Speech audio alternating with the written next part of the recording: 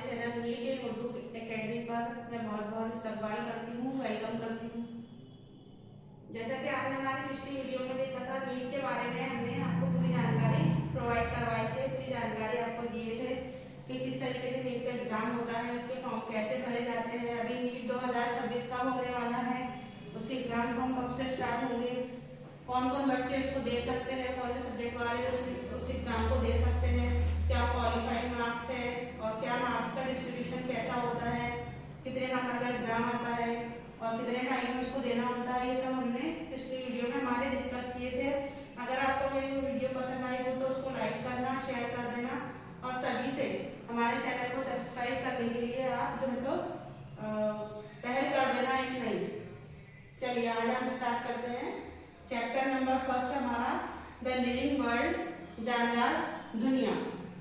ये जो है तो 11th क्लास का फर्स्ट चैप्टर है। यानी अगर हम बायोलॉजी के सब्जेक्ट की बात करें तो वैसे तो मैं ये सोच रही हूँ कि बायोलॉजी का सिलेबस आपको एक अलग वीडियो में मैं जो है वो आपको कवर करवा दूंगी। मैंने पूरा सिलेबस आपको बता भी दूंगी, उसकी आउटलाइन जो है जो मेन उसमें सब्जेक्ट है और हर सब्जेक्ट का कितना कितना वेटेज है वो मैं आपको अलग से एक वीडियो बनाकर बता दूंगी। लेकिन फिलहाल के लिए हम स्टार्ट करते हैं हमारा पहला चैप्टर जो कि 11वीं क्लास से 11वीं क्लास से द लिविंग वर्ल्ड, जानदार दुनिया। तो जब हम इस किताब को पढ़ते हैं, सबसे पहले जब आप एनसीईआरटी किताब खोलोगे तो उसके अंदर आपको थोड़ा सा इंट्रोडक्शन दिया रहेगा जानदार दुनिया का, कि जानदार क्या है और दुनिया से वो हमारे कैसे ताल्लुक में है, जानदार दुनिया में भी क्या होती है, हम उसके अंदर ये देखेंगे। और सबसे पहले अगर हम बात करें कि जानदार दुनिया क्या होती है, तो जानदार जिस जगह पर रहता है, जहाँ पे उसकी रिहाइश होती है, जहाँ वो पैदा होता है, जहाँ उसकी ग्रोथ होती है और जहाँ वो डेड होता है यानी जहाँ वो मरता है, उसकी पूरी लाइफ साइकिल जहाँ वो चलती है, जिनके ताल्लुक में चलती है, तो वही जो है वो उसकी जानदार दुनिया या उसी जानदार की दुनिया कहलाती है।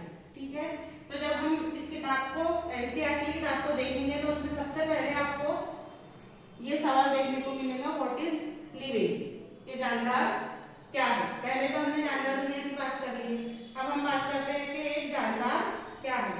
तो क्या होता है एक जानदार? एक जानदार बेसिकली ऐसा अजू या ऐसा ऑर्गेनिज्म जिसके अंदर जान है, ठीक है, जिसके अंदर जान है, वो अपनी ग्रोथ कर रहा है, नमू कर रहा है और वो अपने आसपास के कुदरती ताल्लुक से जुड़ा हुआ है। आसपास का माहौल और एनवायरनमेंट जो है वो उसको कहीं ना कहीं डायरेक्ट या इनडायरेक्ट तरीके से उससे जुड़ा हुआ है, तो ये कहलाता है जानदार। यानी अगर हम देखें तो जिन चीजों में जान है वो क्या है? जानदार है। ठीक है, अब इसके बाद बायोलॉजी के अंदर हमें जानदार की इसी तारीफ को बहुत ही डीप में पढ़ना पड़ता है। ठीक है, हमें जानदार की इसी तारीफ को जो है वो डीप में पढ़ना पड़ता है।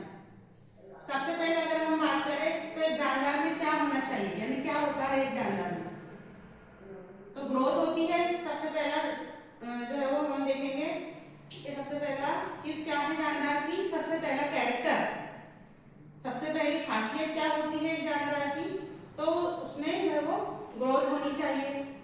ठीक है, इसके बाद ग्रोथ, ग्रोथ से मुराद क्या है कि जानदार का जैसे अगर किसी जानदार का जिस्म बढ़ रहा है, वजन बढ़ रहा है, जानदार ऑर्गेनिज्म जो है वो साइज में बढ़ रहा है, वेट में बढ़ रहा है, तो हम क्या कहेंगे कि इसकी जो है वो ग्रोथ हो रही है। ठीक है, लेकिन ये ग्रोथ जो है वो किसी जानदार का डिफाइनिंग कैरेक्टर नहीं है। यानी अगर हम किसी भी चीज को देखें कि हाँ भाई उसमें ग्रोथ हो रही है, तो हम ये नहीं बोलेंगे कि वो जानदार है। जैसे अगर हम बात करें पहाड़ों की, ठीक है, मिट्टी की, ठीक है ना, तो पहाड़ों में क्या होता है, पहाड़ों की भी ग्रोथ होती है।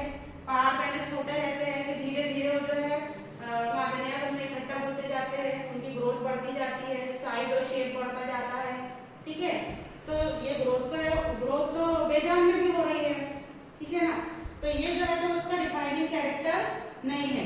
अच्छा, हम यहाँ पर डिफाइनिंग कैरेक्टर की बात क्यों कर रहे हैं? क्योंकि नीट के अंदर क्वेश्चन आता है कि बताइए किसी जानदार का डिफाइनिंग कैरेक्टर क्या है। इन 6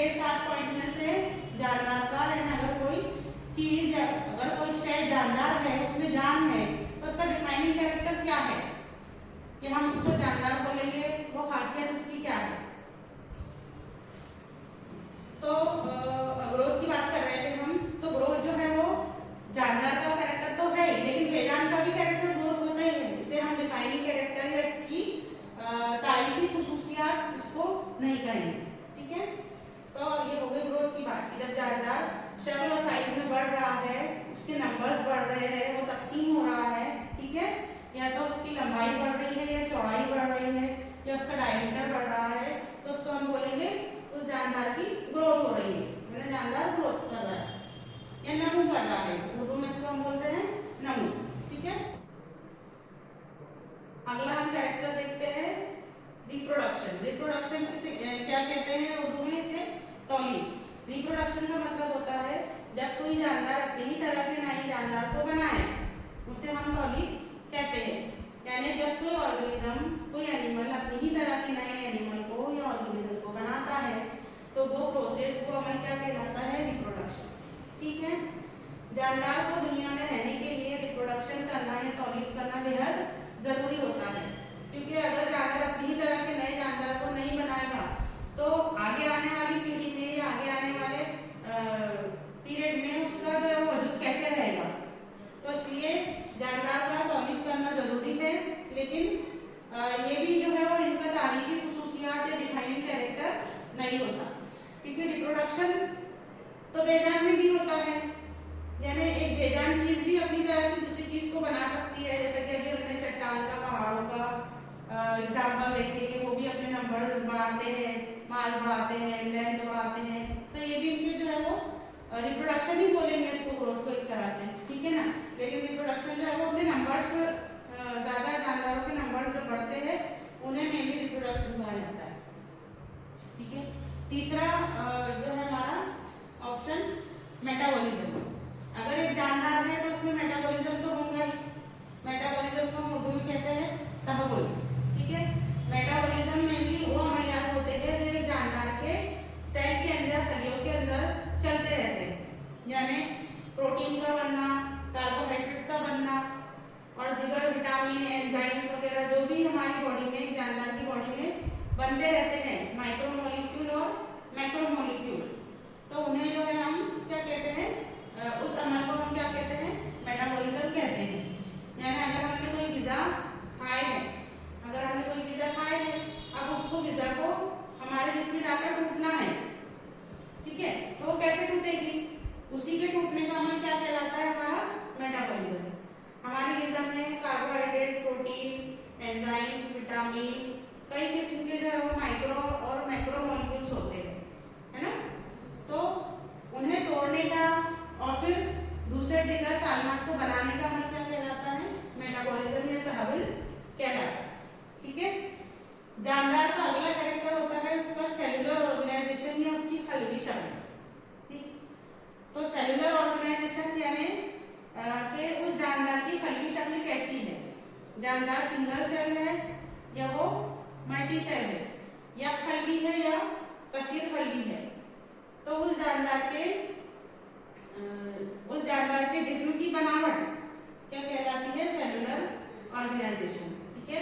जैसे यह खली अगर जानदार है तो उसका सेल जो है सिर्फ एक खलिए से मिलकर बना होगा, सिंगल सेल बना होगा, और अगर एक से ज्यादा खलियों वाला जानदार है, कसीर खली जानदार है, तो उसका जिस्म जो है वो बहुत ज्यादा खलियों का बना होगा, बहुत सारे खलिए उसमें जो है वो मौजूद होंगे।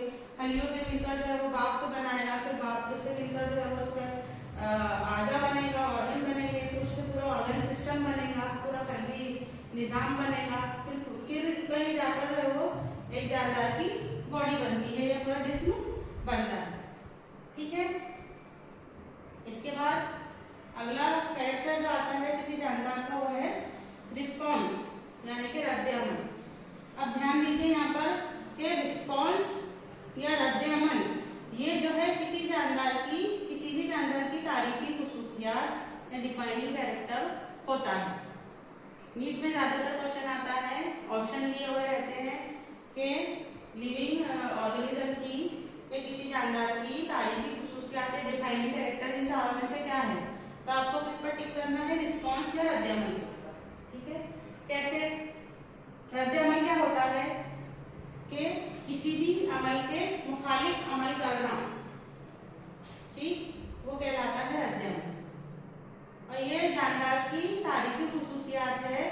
इसका एग्जाम्पल हम देखते हैं, जैसे अगर हमें मतलब हमें करंट लगता है, हमें आग का जो है वो करंट लग जाता है, हमारा हाथ जो है वो आग पर चला जाता है, ठीक है ना, होता है ना ऐसा। तो हम क्या करते हैं, जल्दी से हाथ पीछे खींच लेते हैं। करंट लगने पर हम हाथ पीछे खींच लेते हैं, या हमें किसी गर्म चीज से झटका लग जाता है तो हम हाथ पीछे खींच लेते हैं, ठीक है। तो यानी हमने अमल के मुखालिफ हमने रद्द-ए-अमल किए हैं, ठीक है ना। तो यही चीज जो है वो एक जानदार का डिफाइनिंग कैरेक्टर होता है। यानी अगर किसी अमल के मुखालिफ हम रिस्पॉन्स दे रहे हैं, रद्द-ए-अमल कर रहे हैं, तो वो क्या है, हमारा डिफाइनिंग कैरेक्टर। और ये कैरेक्टर जो है वो सिर्फ जानदारों में ही होता है। देखना आपने कभी बेजान में कोई रद्द-ए-अमल या रिस्पॉन्स नहीं होता। वो जा पड़ा है नहीं पड़े रहेगा, भले ही उसकी ग्रोथ क्यों ना हो जाए, वो बढ़ क्यों ना जाए, लेकिन वो कभी रिस्पॉन्स नहीं करते। उसके बाद अगला कैरेक्टर होता है जानदार का एडेप्टेशन। एडेप्टेशन या मुताबिकत। अब एडेप्टेशन क्या है, किसी भी जानदार का माहौल के मुताबिक अपने आप को ढाल लेना, ये कहलाता है एडेप्टेशन, ठीक है ना। यानी अभी हम जिस माहौल में रह रहे हैं, जो हमारे आसपास का एनवायरनमेंट है, ठीक है, हमने उस एनवायरनमेंट के हिसाब से अपने आप को ढाल लिया है, ठीक, तो वो क्या कहलाएगा, हमारा एडेप्टेशन या मुताबिकत। इसका दूसरा एग्जांपल अगर हम ले, जैसे ठंडे इलाकों में जो लोग रहते हैं, जो जानदार रहते हैं, तो वो वहाँ के मौसम के हिसाब से मुताबिकत रखते हैं। हर जानदार की मुताबिकत अलग अलग होती है जहाँ वो उसके रिहाइश में रहता है, ठीक है। तो एडेप्टेशन भी जो है वो हमारा कैरेक्टर डिफाइनिंग कैरेक्टर तो नहीं है, लेकिन एडेप्टेशन भी जो है वो जानदार का एक कैरेक्टर होता है। सातवां कैरेक्टर आता है एवोल्यूशन। एवोल्यूशन यानी कि इर्तिका, उर्दू में इसे कहते हैं इर्तिका। तो जब एक जानदार जो है वो ग्रोथ करता है, ठीक है, ग्रोथ करता है, मेटाबॉलिज्म करता है, रिप्रोडक्शन करता है, उसका सेलुलर ऑर्गेनाइजेशन होता है, वो रिस्पॉन्स करता है, वो एडेप्टेशन भी उसमें आते रहते हैं, ठीक है। तो इन सब कैरेक्टर्स का एक जानदार में होना, और जिस तरीके से वो एक नस्ल से दूसरी नस्ल में मतलब एक नस्ल से दूसरी नस्ल जब बनती है हमारी, ठीक है, तो ये कहलाता है एवोल्यूशन, ठीक है। यानी पहले की अगर हम बात करें तो पहले सबसे पहले जो इंसान बने, तो क्या वो इंसान हमारी तरह थे, हमारी तरह बुद्धिमान थे, हमारी तरह बोलने चालने वाले थे? नहीं, धीरे धीरे जो है वो जानदारों में इर्तिका होता गया, एडेप्टेशन आता गया, एवोल्यूशन होता गया, तो जानदार की नई नई किस्में बनती गई। अब ऐसा जो है वो बेजान में नहीं होता, ठीक। तो ये भी जो है वो हमारा एक कैरेक्टर होता है।